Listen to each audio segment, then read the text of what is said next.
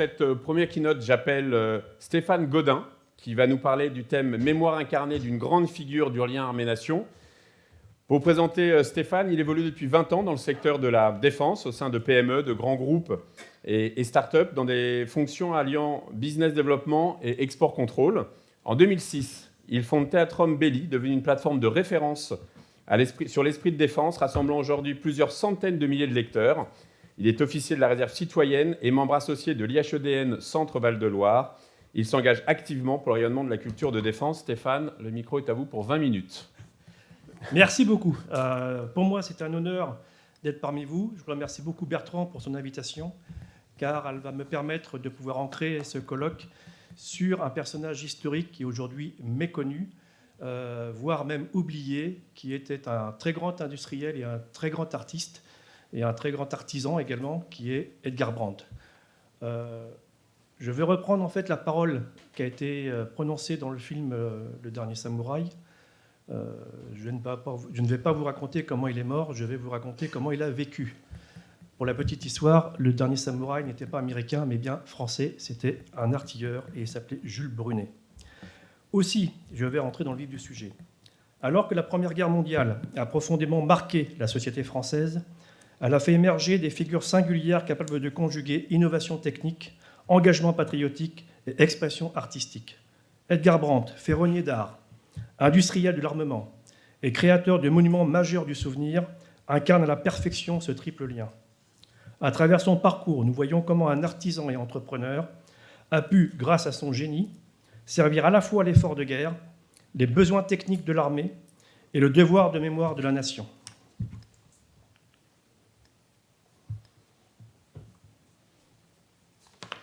Brandt est né le 24 décembre 1880 à Paris dans une famille d'origine protestante.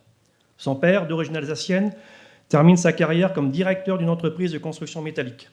Edgar passe son certificat d'études à 13 ans, puis entre à l'école professionnelle de Vierzon pour en sortir 5 ans plus tard avec une solide formation de métallier. Il a appris, entre autres, à forger le fer.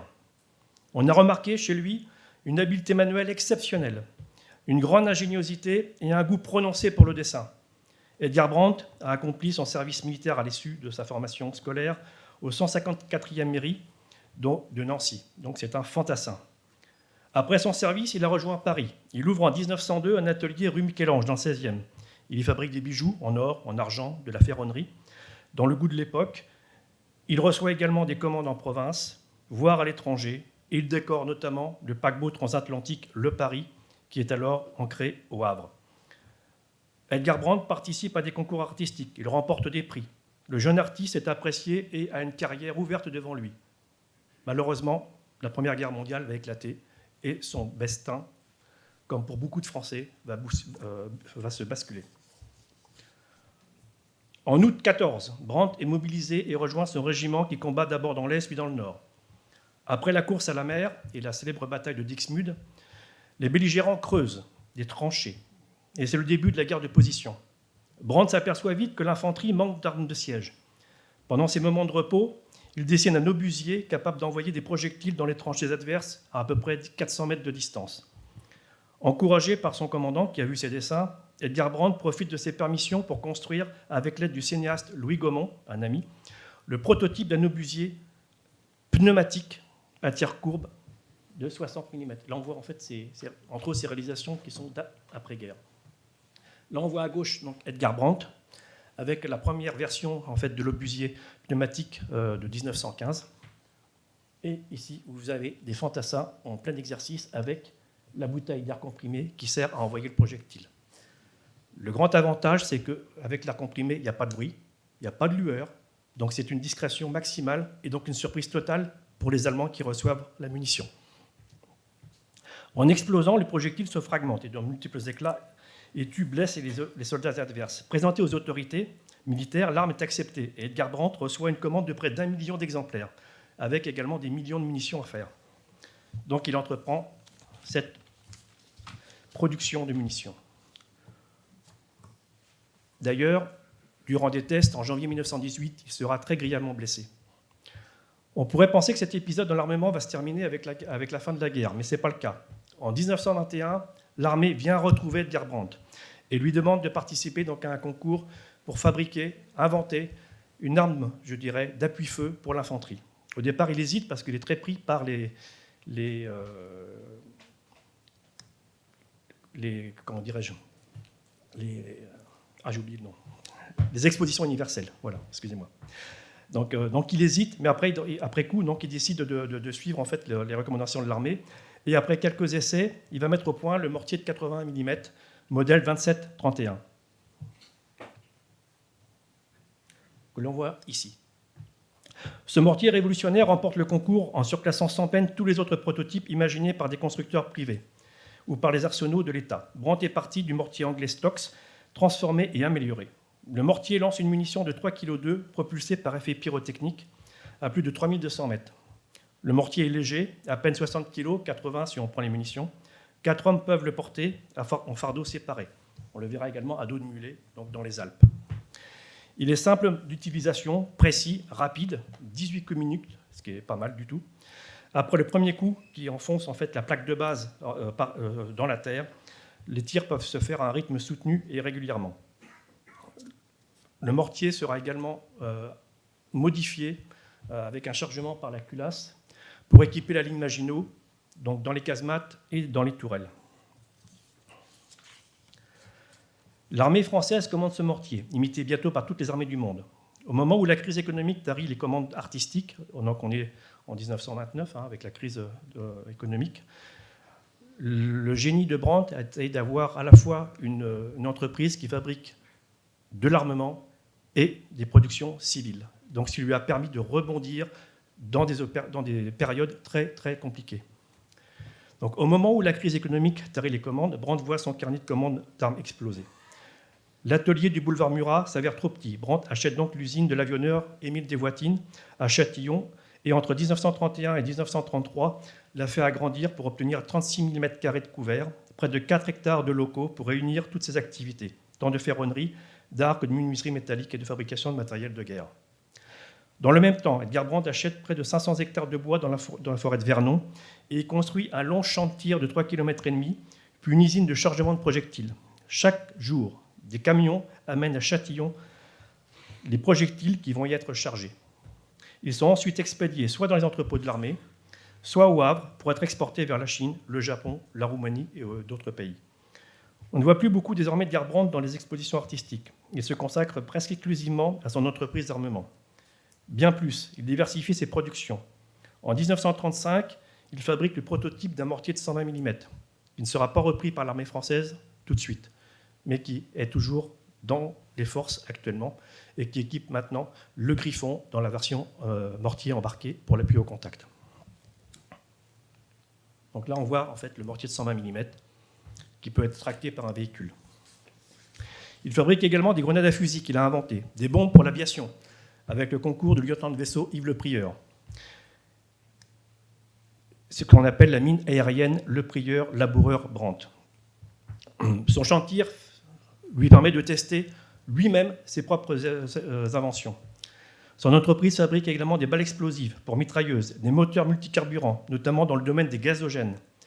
Le gazogène transforme des combustibles solides en un gaz combustible utilisable par les moteurs à explosion, offrant ainsi une solution économique face à la pénurie de carburant liquide durant la guerre.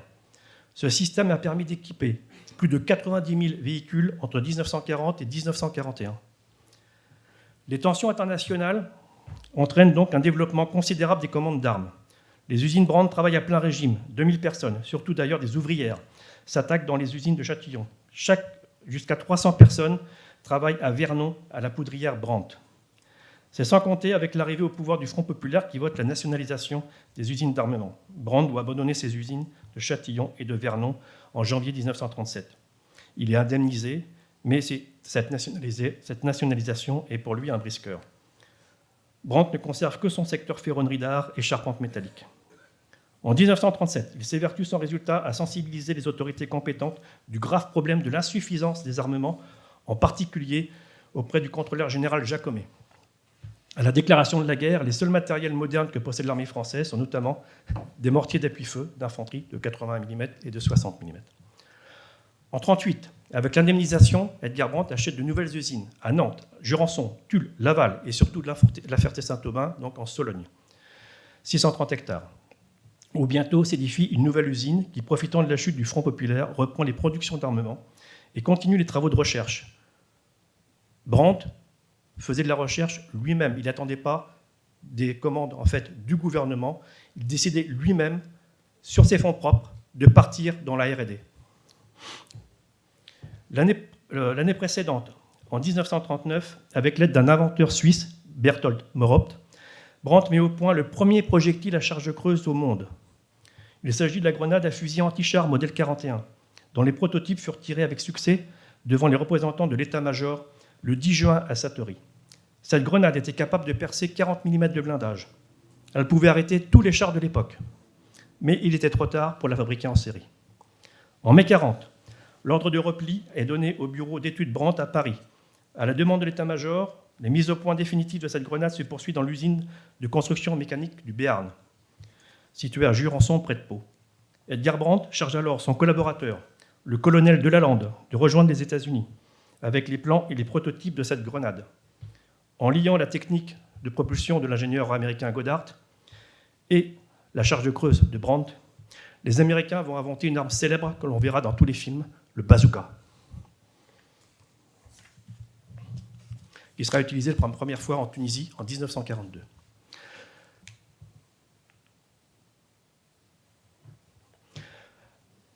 Le Panzerfaust allemand n'arrivera que plus tard. Donc les Français, encore une fois, ont été pionniers dans ce domaine-là. Le gouvernement de Vichy, ayant décidé de doter l'armée d'armistice d'une munition pouvant freiner l'avancée éventuelle des blindés allemands en zone libre, passe commande aux établissements Brandt de 100 000 grenades à charge creuse. Mais en novembre 1942, la zone sud est occupée et la fabrication des grenades est interrompue.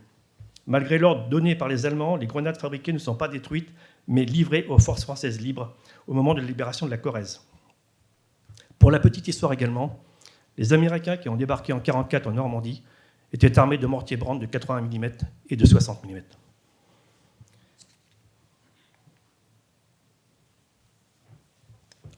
Mais Brandt est surtout, et c'est là que mon propos prend plus d'ampleur, la figure par l'excellence de l'artisan patriote, celui qui œuvre à la fois à la défense du pays et à l'hommage rendu à ses combattants. Outre son rôle dans l'armement, Edgar Brandt s'est consacré, après la Grande Guerre, à l'édification du monuments nationaux illustrant le lien armée-nation, la reconnaissance et le devoir de mémoire. Parmi ses réalisations majeures, nous pouvons compter le monument aux Alsaciens lorrains de la carrière de Rotonde en 1922. Ce monument commémore le retour à la France des provinces perdues dans ce haut lieu de la mémoire combattante. La porte monumentale de la tranchée des Baïonnettes à Verdun.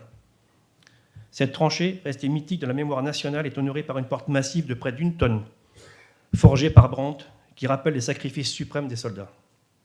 Mais le plus symbolique de tous, le brûloir de la tombe du soldat inconnu, sous l'Arc de Triomphe. Afin d'éviter que le tombeau du soldat inconnu ne sombre dans l'oubli, le journaliste Gabriel Boissy suggère en 1923 qu'une flamme du souvenir veille nuit et jour sur la tombe sacrée. Cette flamme du souvenir est allumée tous les soirs à 18h30.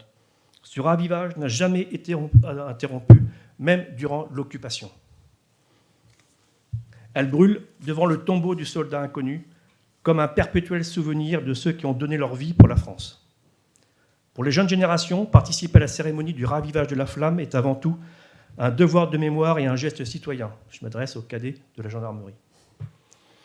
Par leur présence, elles témoignent de leur volonté à entrer dans la communauté de citoyens dont ils seront bientôt les forces vives.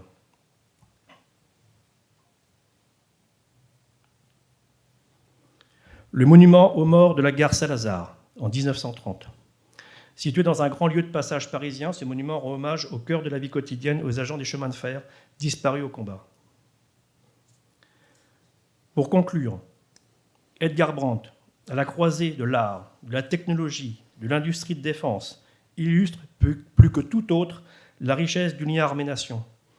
Il a su mettre son génie et son savoir-faire au service de la défense comme au service de la mémoire, inscrivant durablement son œuvre au cœur de la société française. Je vous remercie de votre attention. Merci, Monsieur Gaudin, pour ce rappel historique et technologique. Et en plus...